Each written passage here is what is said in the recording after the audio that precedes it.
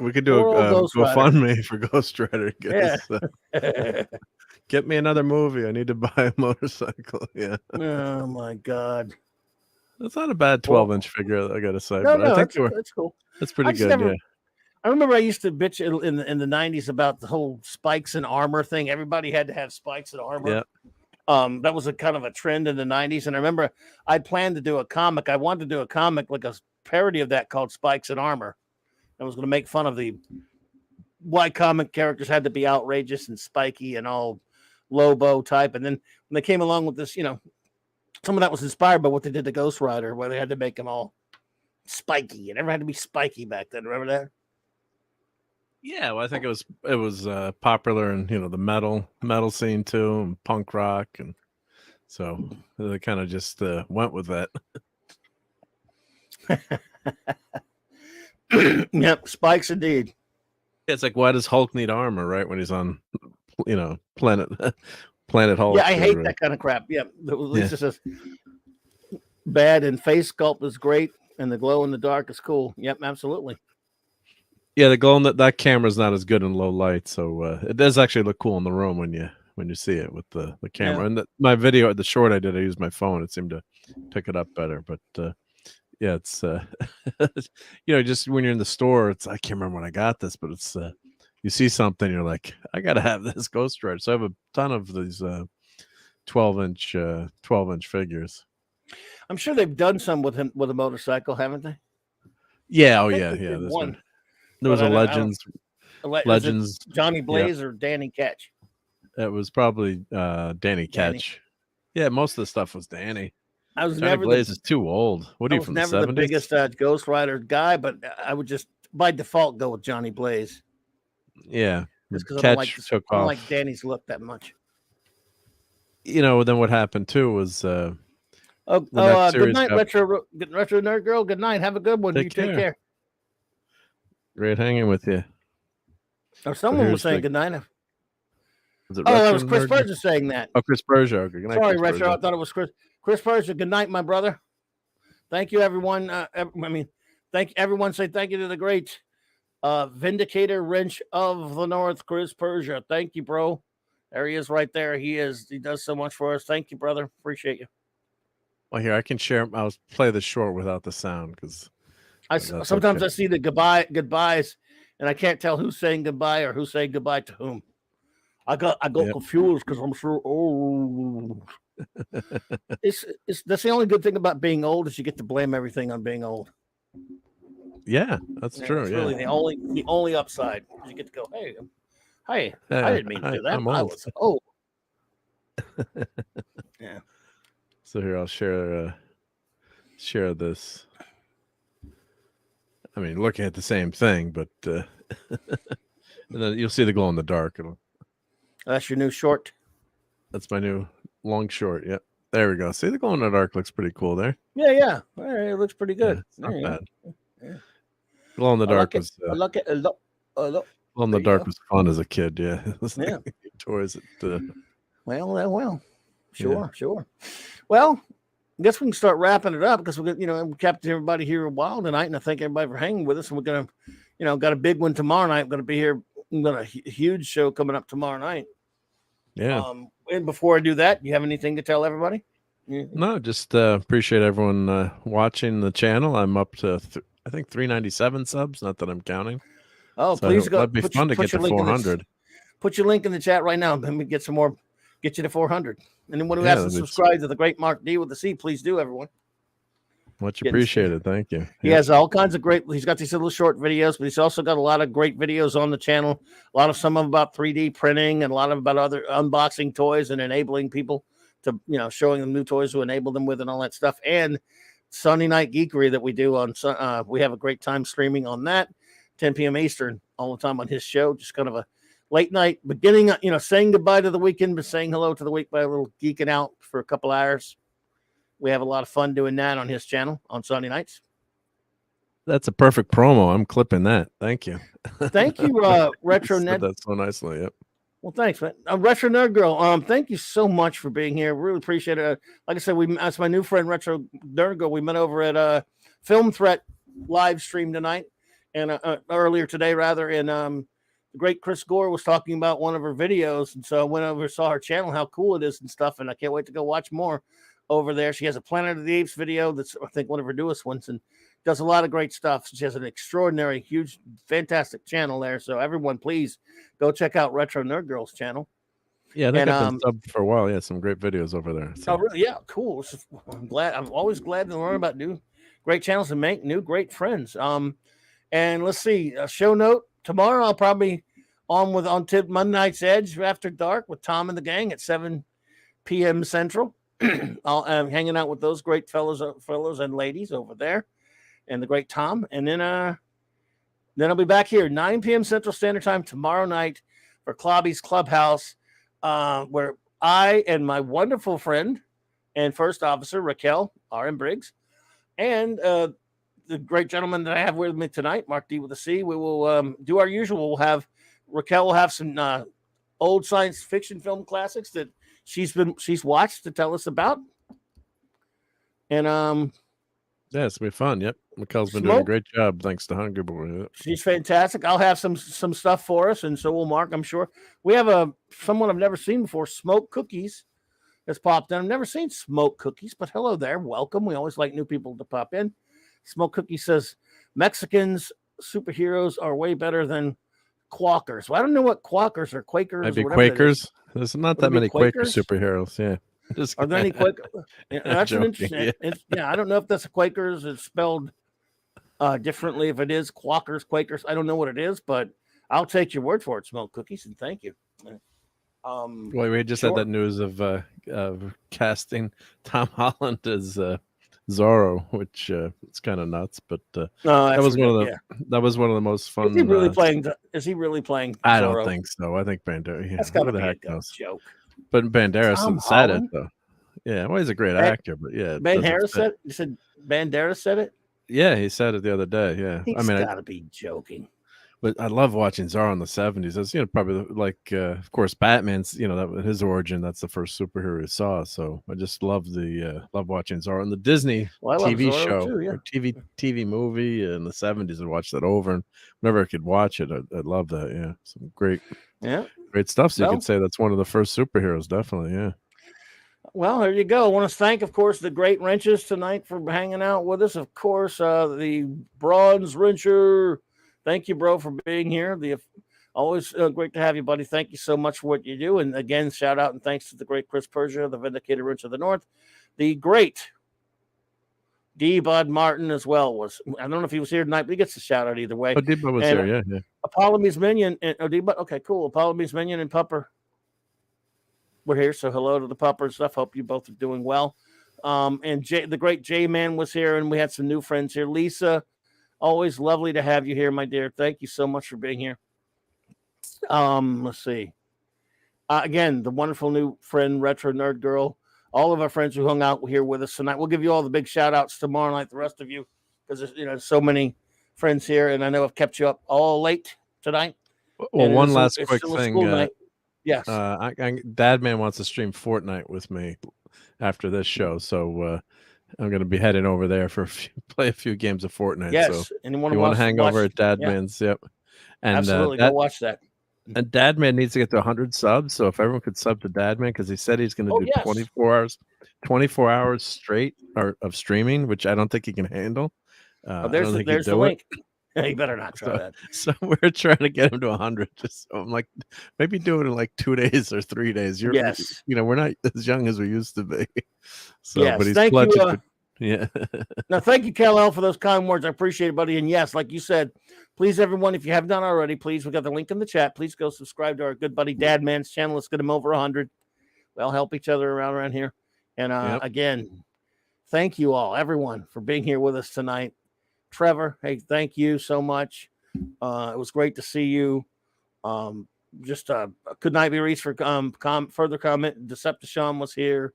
Brian, Dave, so many wonderful friends were here with us tonight. Our new friend Smoke Cookies, apparently, and was here as well. And again, the lovely Sherry was here earlier. Wow, we had no less than 3 lovely ladies here tonight. Retro Nerd Girl, Lisa, and Sherry. That's, we like that. We like that around here because we're guys. We're toxic Class up guys. the We like place, that. yep. So, yeah, class up the joint. So, thank you all so much, everyone who hung out with us. Appreciate you. We'll play us out with these messages and these credits. Have a fantastic rest of your evening. It's Clobberin time.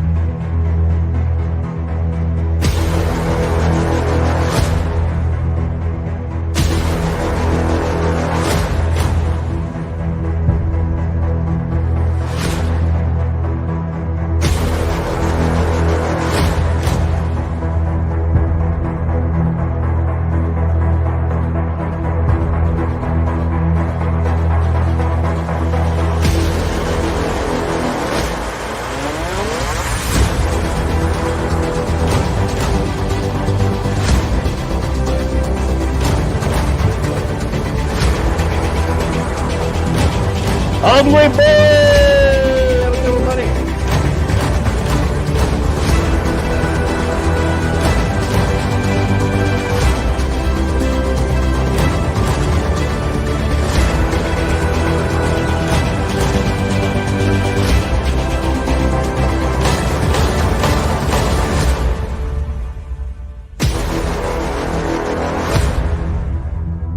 I just love Clobberin time. Good night.